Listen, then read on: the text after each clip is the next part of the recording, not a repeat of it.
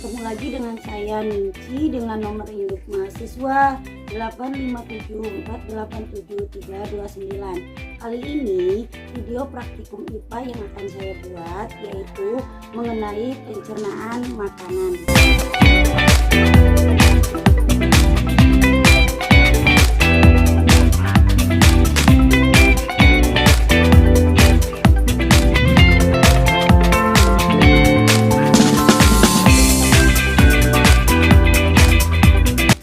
Tadi saya sudah menggambar pencernaan makanan. Ini ya.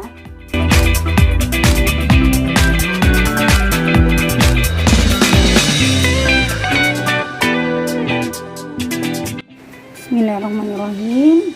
Saya akan memulai menerangkan tentang sistem pencernaan pada manusia dari yang pertama dulu.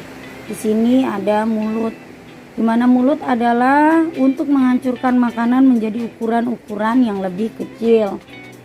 Rongga mulut merupakan organ yang pertama mencerna makanan. Makanan masuk ke dalam mulut.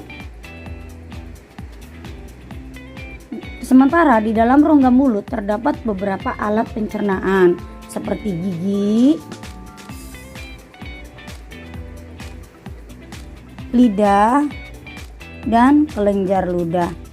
Di sini kita lihat ada kerongkongan. Fungsi kerongkongan adalah untuk memindahkan makanan dari mulut ke lambung. Kerongkongan dapat melakukan peristaltik. Ya, di sini ada kerongkongan. Makanan masuk ke kerongkongan setelah dikunyah oleh mulut. Kerongkongan adalah bagian saluran pencernaan yang menghubungkan rongga mulut dengan lambung. Kerongkongan terletak di dalam leher dan berada di belakang tenggorokan. Di belakang rongga mulut terdapat tonjolan sebesar jari yang disebut uvula. Pada ujung tenggorokan terdapat tekak faring yang berfungsi sebagai saluran yang mengatur masuknya makanan ke kerongkongan menuju lambung serta mengatur masuknya udara ke tenggorokan menuju paru-paru. Kerongkongan melakukan gerak peristaltik, yaitu gerakan mendorong makanan menuju lambung. Nah, di sini ada lambung, kita lihat. Lambung berfungsi untuk memecah makanan dan mencampurkannya dengan asam enzim. Setelah melewati kerongkongan, makanan akan masuk ke lambung. Lambung melakukan pencernaan secara mekanik dan kimiawi. Pencernaan mekanik di dalam lambung yaitu bentuk peremasan makanan yang dilakukan oleh otot-otot dinding lambung.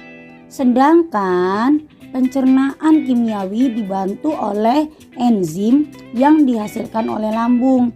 Lambung menghasilkan enzim renin yang berfungsi mengendapkan protein susu menjadi kasein. Enzim pepsin berguna untuk mengubah protein menjadi asam amino. Asam klorida yang dapat membunuh kuman dan penyakit yang masuk bersama makanan. Zat ini juga berfungsi mengasamkan makanan. Kemudian di sini ada pankreas. Pankreas sebenarnya tidak mencerna makanan, tetapi menghasilkan enzim-enzim yang berperan membantu proses pencernaan. Di sini ada hati ya. Sama halnya dengan pankreas tadi, hati juga berperan membantu proses pencernaan secara tidak langsung karena hati sebagai penghasil empedu, di mana empedu yang dihasilkan oleh hati sangat diperlukan dalam proses pencernaan untuk memecahkan lemak. Hati bertugas untuk memproses nutrisi dan juga racun.